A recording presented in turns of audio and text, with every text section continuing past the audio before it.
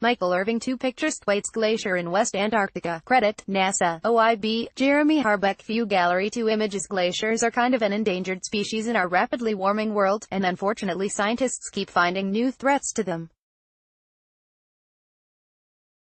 NASA's ongoing Operation IceBridge has now found a gigantic cavity underneath Thwaites Glacier in West Antarctica, which shows that the area has suffered even more drastic ice loss in recent years than previously thought, and it's accelerating.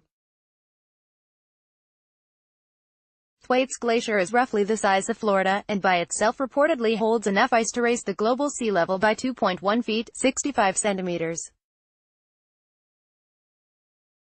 Worse still, it stands between the warming waters and neighboring glaciers, so if it goes, others are expected to follow soon enough. That makes Thwaites an important target for study. As part of Operation IceBridge, specialized planes fly over the frozen continent a few times a year and take radar readings of the ice below. The radar could peer through the ice and examine how much ice had been lost underneath. Although it was expected that some ice loss had occurred, the team was surprised to see exactly how much was missing. The radar revealed a cavity measuring almost 1,000 feet, 300 meters, tall underneath Thwaites Glacier, big enough to have once contained 14 billion tons of ice. The majority of that had melted away in just 3 years. We have suspected for years that Thwaites was not tightly attached to the bedrock beneath it, says Eric Rignot, co-author of the study.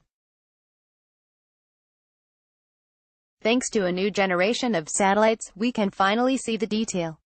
Located on the western side of Thwaites Glacier, the cavity was created as warmer waters lapped at the bottom of the glacier over the years, and unfortunately, it's a vicious cycle.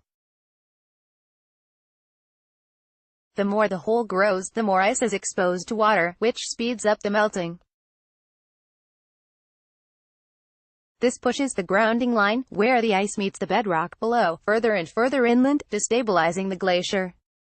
Data shows that between 1992 and 2017, the grounding line on the western side of Thwaites Glacier has been retreating at a steady rate of between 0.4 and 0.5 miles, 0.6 to 0.8 kilometers, per year.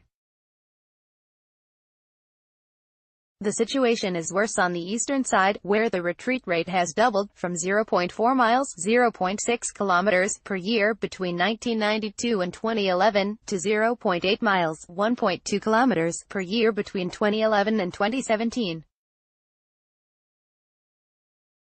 Strangely enough, even though the retreat rate is worse on the eastern front, the melt rate is higher on the western side of the glacier.